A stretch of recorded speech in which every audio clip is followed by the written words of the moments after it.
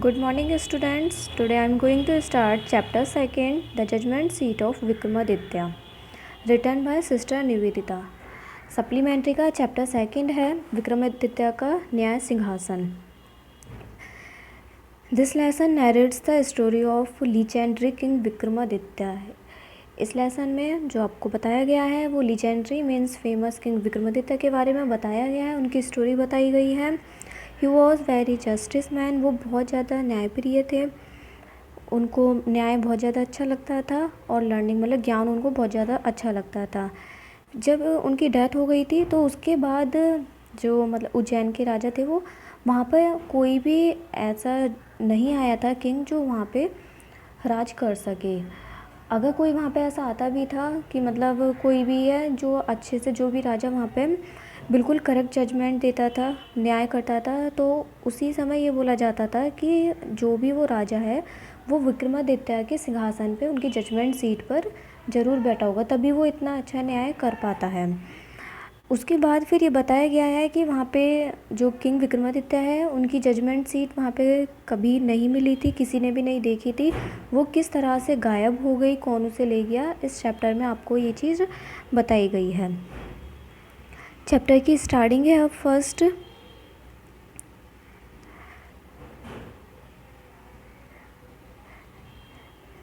Chapter है यहाँ से we are all familiar with the name of Vikramaditya. Vikramaditya के नाम से हम सभी परिचित हैं. His reign has been a landmark in the history of our country. मतलब हमारे देश का जो इतिहास है उसमें उनका जो सिंहासन है, उनका जो राज्य है वो बहुत ज़्यादा महत्वपूर्ण है. मतलब जो उनका शासन है वो बहुत ज़्यादा महत्वपूर्ण है. The Vikram Samvat owes its origin to him. मतलब जो विक्रम संवत भी है वो उन्हीं से ही रिलेटेड है, उन्हीं से ही संबंधित है. Although his name is so famous it is strange that we hardly know anything definite about his life. अब ये बताया गया है कि जो विक्रमादित्य हैं बहुत ज़्यादा फेमस थे, यद्यपि उनका नाम बहुत ज़्यादा फेमस था, उसके बावजूद भी ये बहुत विचित्र की बात है, बहुत आश्चर्य की बात है कि हम उनकी लाइफ के बारे में कुछ भी चीज़ निश्चित रूप से नहीं जानते हैं. There is one thing certain about him however he loved justice and learning. उनके बारे में केवल एक ही बात है जो अच्छे से बोली जा सकती है, वो क्या है कि वो न्याय और ज्ञान को बहुत ज़्यादा प्यार करते थे. मतलब वो न्यायप्रिय और ज्ञानप्रिय थे. He give perfect justice to his people and gathered learned man about him in his court. वो एकदम जो उनका जजमेंट होता था, जो भी वो फैसला सुनाते थे लोगों को, वो एकदम परफेक्ट होता था. सारे लोग उनसे संतुष्ट होते थे. उन्होंने अपने कोर्ट यानी कि अपने राज्य में भी जो लर्नड यानी कि ज्ञानी लोग थे उनको इकट्ठा कर रखा था. It is said that he was the greatest जज इन हिस्ट्री. ये भी कहा जाता है कि इतिहास में वो सबसे महान न्यायी थे. मतलब न्याय करने में सबसे ज़्यादा जो नाम था वो विक्रमादित्य का ही था. आगे है Vikramaditya was never deceived. Vikramaditya कभी भी मतलब उन्होंने धोखा नहीं खाया था. Not did he ever punish the wrong man. कभी भी वो निर्दोषों को पनिश मतलब सज़ा दंड नहीं दिया करते थे. The guilty trembled when they came before him for they knew that his eyes would look straight into their guilt. जब भी कोई भी अगर अपराधी उनके सामने आ जाता था तो वो कांपने लग जाता था, क्योंकि उनको पता था कि विक्रमादित्य की आंखों से किसी का भी कोई भी अपराध नहीं बच पाएगा. इसीलिए उनके सामने आते ही जो अपराधी था वो पहले ही कांपने लगता था. And those who came to him with difficult problems were always satisfied by the way he solved them. और जो लोग उनके सामने अपनी प्रॉब्लम्स को लेके आते थे, कितनी भी डिफ़िकल्ट प्रॉब्लम क्यों ना हो, जब भी वो उनके सामने आते थे तो जो भी वो उसका सॉल्यूशन निकालते थे, हल निकालते थे, उससे सारे ही लोग एकदम संतुष्ट होकर जाते थे. And so in India after him whenever any जज pronounced his judgment with great skill, it was said of him, he must have sat on the judgment seat of Vikramaditya. उनकी मृत्यु के बाद इंडिया में जब भी कोई भी ऐसा राजा आता था जो इतना मतलब न्याय बिल्कुल अच्छे से करता था, उसका फैसला बिल्कुल अच्छा होता था, मतलब अपनी बुद्धि से बहुत अच्छा फैसला सुनाते थे जिससे सारे लोग संतुष्ट हो जाते। तो उसके बारे में यही बात कही जाती थी कि ये ज़रूर ही जो विक्रमादित्य की जजमेंट सीट है उस पर बैठा होगा, यानी कि जो न्याय सिंहासन है उस पर बैठा होगा, तभी ये इतना अच्छा जजमेंट सुना पाता है।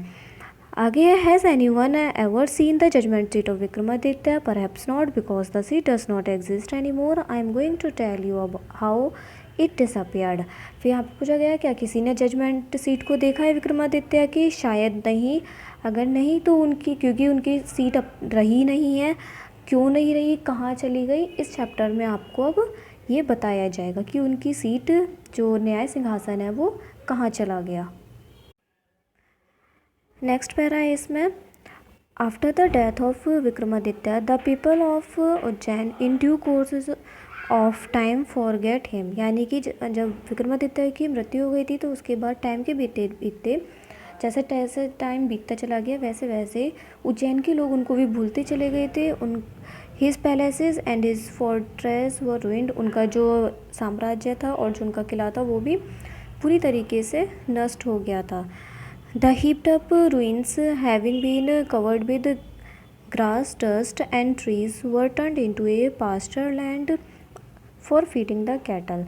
यानी कि जो उनका साम्राज्य था, जो भी उनका किला था, वो घास फूस, मिट्टी, धूल और पेड़ पौधे, इन सभी चीज़ से चारों तरफ से वो इकट्ठा, मतलब वो ढक गया था, नष्ट हो गया था।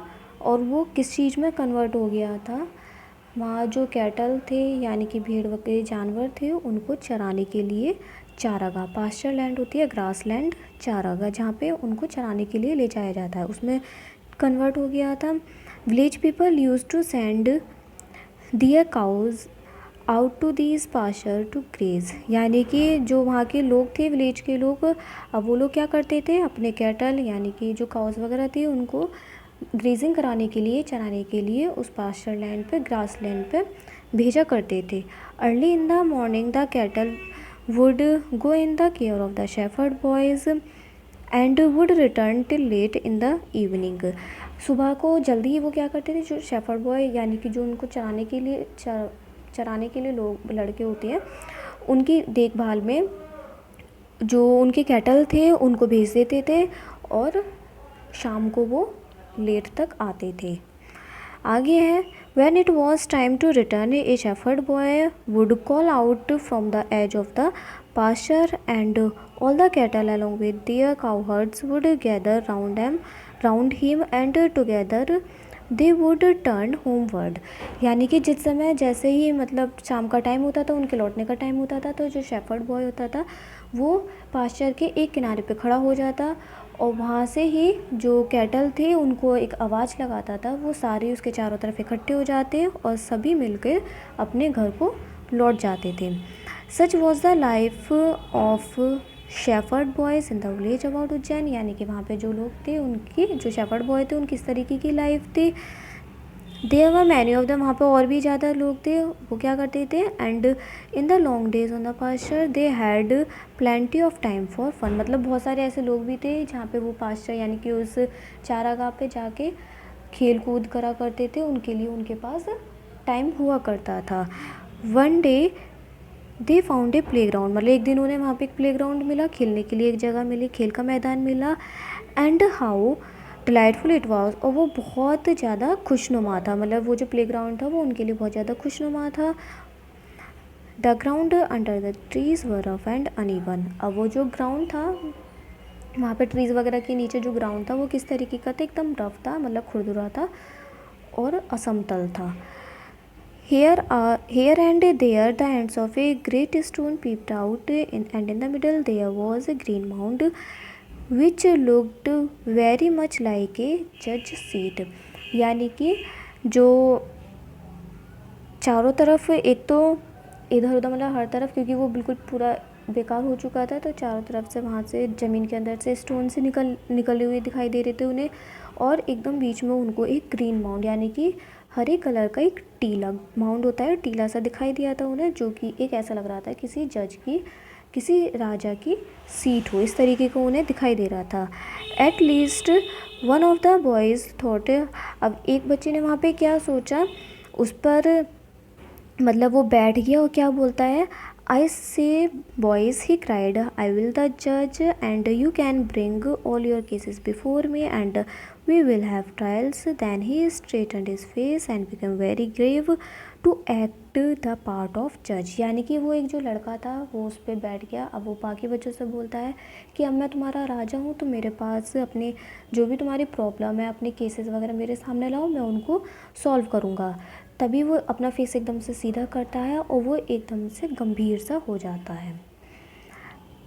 Others saw the fun at once and whispering among themselves quickly picked up some quarrels and appeared before him. Each group stated their case, one saying that a certain field was theirs, another saying that it was his, not, and so on. They all wanted him to settle the dispute. अब क्या करते हैं, मतलब उनके लिए तो ये सारी बातें केवल एक फ़न के समान थी। अब वो लोग क्या करते हैं, मतलब एक दूसरे से बातचीत करते हैं, धीरे धीरे करके वो बहुत मतलब जल्दी से आपस में लड़ाइयाँ करते हैं और उसके बाद उस लड़के के पास जाते हैं, अपने अपने वो बातें बोलते हैं। क्या क्या बातें बोलते हैं, मतलब जो उनकी लड़ाई थी वो इस उससे लेते हैं कि ये मेरा ग्राउंड है, ये उसका ग्राउंड नहीं है। इस तरीके से वो लोग अपनी परेशानियों को उसके सामने बताते हैं, जो लड़का उस पर बैठा हुआ था। और वो सभी चाहते थे कि ये जो हमारे बीच की लड़ाइयाँ हैं इसको वो लड़का सॉल्व करे।